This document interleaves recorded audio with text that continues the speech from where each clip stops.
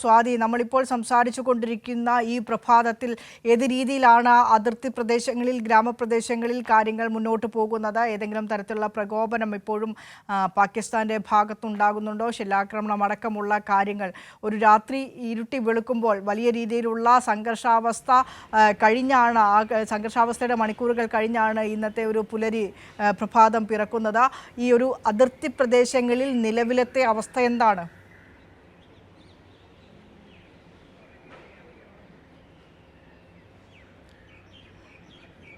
വിനിഷ, അതിർത്തി പ്രദേശങ്ങൾ കനത്ത ജാഗ്രതയിൽ തന്നെയാണ് മുന്നോട്ട് പോകുന്നത്. പ്രത്യേകിച്ചും ഇന്നലെ ഏകദേശം 8 മണിയോടുകൂടി ആരംഭിച്ചിട്ടുള്ള ഈ ഡ്രോൺ ആക്രമണങ്ങൾ, മിസൈൽ ആക്രമണങ്ങൾ, അതിൽ വലിയ തരത്തിലുള്ള നാശനഷ്ടങ്ങൾ പാകിസ്ഥാനെ സംബന്ധിച്ച് ഉണ്ടായിട്ടുണ്ട്. ഏകദേശം 50ഓളം ഡ്രോണുകൾ തകർക്കാൻ വേണ്ടി ഇന്ത്യക്ക് കഴിഞ്ഞിട്ടുണ്ട് എന്ന് പറയുമ്പോൾ, അതിനുശേഷം പുലർച്ചെയും ഈ നിയന്ത്രണ രേഖയ്ക്ക് സമീപം പാകിസ്ഥാന്റെ പ്രകോപനങ്ങൾ തുടർച്ചയായി ഉണ്ടായിക്കൊണ്ടിരിക്കുന്ന സാഹചര്യമാണ്.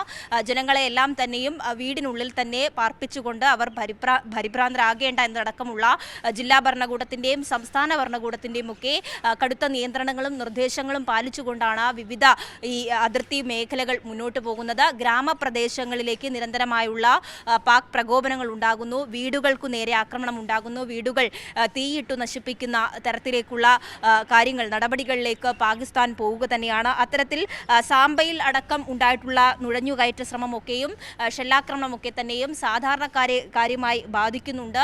അത്തരത്തിലുള്ള നടപടികളൊക്കെയും കൃത്യമായി തന്നെ സൈന്യം നിരീക്ഷിച്ചു വരികയാണ്. ജമ്മുവിലേക്ക് റോഡ് മാർഗം ഉള്ള ഗതാഗതത്തിനൊക്കെയും വലിയ തരത്തിലുള്ള തടസ്സം ഉണ്ടായിരുന്നു.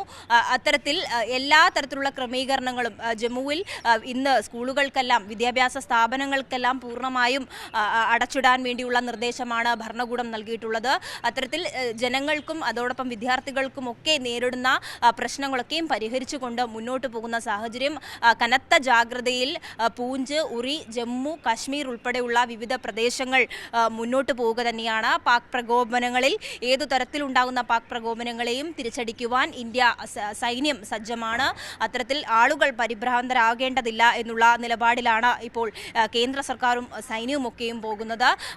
വിവിധ ഇടങ്ങളിൽ ഉണ്ടാകുന്ന പഞ്ചാബ്, അമൃത്സർ ഉൾപ്പെടെയുള്ള സ്ഥലങ്ങൾ, രാജസ്ഥാനിൽ ഉൾപ്പെടെ ഉണ്ടാകുന്ന ആക്രമണങ്ങളിൽ ഇപ്പോൾ ഉന്നതതല യോഗമടക്കം സംസ്ഥാനങ്ങളിലും ചേരുന്നുണ്ട്. മുഖ്യമന്ത്രിമാരുടെ അധ്യക്ഷതയിൽ ഉന്നതതല യോഗം ചേർന്നുകൊണ്ട് അതാത് സംസ്ഥാനങ്ങളിൽ ഏർപ്പെടുത്തേണ്ട നിയന്ത്രണങ്ങൾ എന്തെല്ലാമാണ് എന്നുള്ളത് ചർച്ച ചെയ്യുകയും സുരക്ഷാ വിന്യാസങ്ങൾ ഏതു തരത്തിലാണ് ഉൾപ്പെടെയുള്ള കാര്യങ്ങളിൽ അവിടെ സംസ്ഥാനങ്ങളിൽ ചേരുന്ന ഉന്നതതല യോഗത്തിൽ എന്തായാലും തീരുമാനമുണ്ടാകും. അതോടൊപ്പം തന്നെ കൃത്യമായും ആഭ്യന്തര മന്ത്രാലയം ഇതൊക്കെയും വീക്ഷിച്ചു വരികയാണ്, നിരീക്ഷിച്ചു വരികയാണ്. ഈ അതിർത്തി പങ്കിടുന്ന സംസ്ഥാനങ്ങളിലെ മുഖ്യമന്ത്രിമാരുമായും ചീഫ് സെക്രട്ടറിമാരുമായും ഉൾപ്പെടെ ആഭ്യന്തര മന്ത്രാലയം നിരന്തരമായി ആശയവിനിമയം നടത്തുന്നുണ്ട്.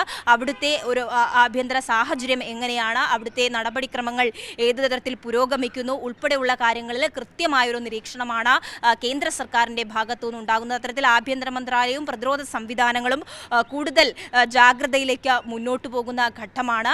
നേരത്തെ സൂചിപ്പിച്ച പോലെ തന്നെ ഏകദേശം 10 മണിയോടെ ഉണ്ടാകുന്ന പ്രതിരോധ വകുപ്പിൻ്റെ സംയുക്ത വാർത്താ സമ്മേളനത്തിൽ ഇത് സംബന്ധിച്ച നടപടിക്രമങ്ങൾ സംബന്ധിച്ച, കഴിഞ്ഞ ദിവസങ്ങളിൽ കഴിഞ്ഞ മണിക്കൂറുകളിൽ ഉണ്ടായിട്ടുള്ള ആക്രമണം സംബന്ധിച്ച, പാകിസ്ഥാൻ ഉയർത്തുന്ന അവകാശവാദങ്ങൾ സംബന്ധിച്ച എല്ലാത്തിനും ഒരു കൃത്യമായ വിശദീകരണം എന്തായാലും പ്രതിരോധ വകുപ്പ് നടത്തുന്ന, അല്ലെങ്കിൽ പ്രതിരോധ മന്ത്രാലയം നടത്തുന്ന വാർത്താ സമ്മേളനത്തിൽ കൃത്യമായും ലഭിക്കുമെന്ന് തന്നെയാണ് മനസ്സിലാക്കുന്നത്.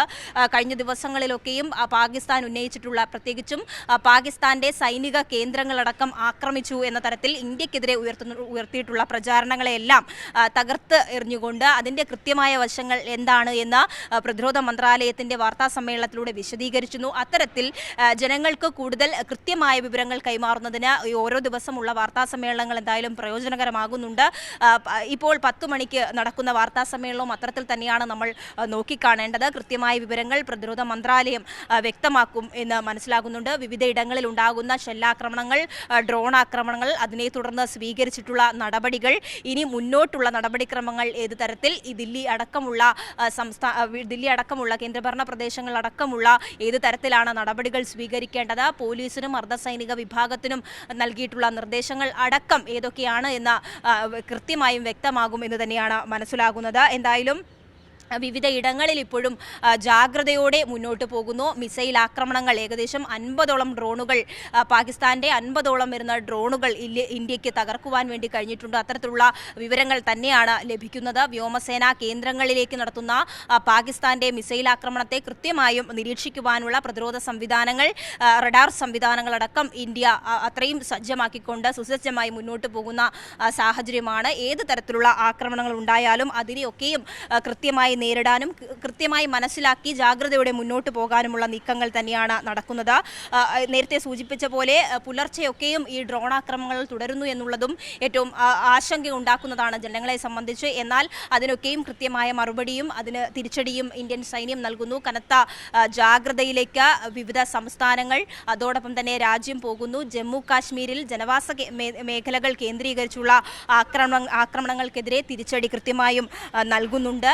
ഇപ്പോഴും ഡ്രോൺ ആക്രമണങ്ങൾ ജമ്മുവിലടക്കം തുടരുന്ന സാഹചര്യം തന്നെയാണ്. ഇതിനെയൊക്കെ മനസ്സിലാക്കി കൂടുതൽ ജാഗ്രതയിലേക്ക്, കനത്ത നാശനഷ്ടങ്ങൾ ഉണ്ടാകാത്ത തരത്തിലേക്ക് ജനങ്ങളെ സംരക്ഷിച്ചുകൊണ്ട് മുന്നോട്ട് പോകുന്ന നടപടിക്രമങ്ങളാണ് സൈന്യം സ്വീകരിക്കുന്നത്. സംയുക്തമായി തന്നെ സായുധ സേന നടത്തുന്ന അതീവ ജാഗ്രതമായിട്ടുള്ള പരിശ്രമമാണ് ഈ ആക്രമണങ്ങളെ എല്ലാം തടുത്തു നിൽക്കാൻ വേണ്ടി ഇന്ത്യയെ സഹായിച്ചുകൊണ്ടിരിക്കുന്നത്. അത്തരത്തിൽ കൃത്യമായ നിർദ്ദേശങ്ങൾ അടക്കം അല്ലെങ്കിൽ കൃത്യമായ നിരീക്ഷണവും ആശയവിനിമയവും ഇത് സംബന്ധിച്ച് നടക്കുന്നുണ്ട്. ആഭ്യന്തര തലത്തിൽ അല്ലെങ്കിൽ പ്രതിരോധ വകുപ്പിൻ്റെയൊക്കെയും മേൽനോട്ടത്തിൽ ഇത്തരത്തിൽ കൃത്യമായ നിർദ്ദേശങ്ങൾ നൽകുന്നുണ്ട് എന്ന് തന്നെയാണ് നമുക്ക് ഈ ഘട്ടത്തിൽ പറയുവാൻ കഴിയുന്നത്. വിനിഷ.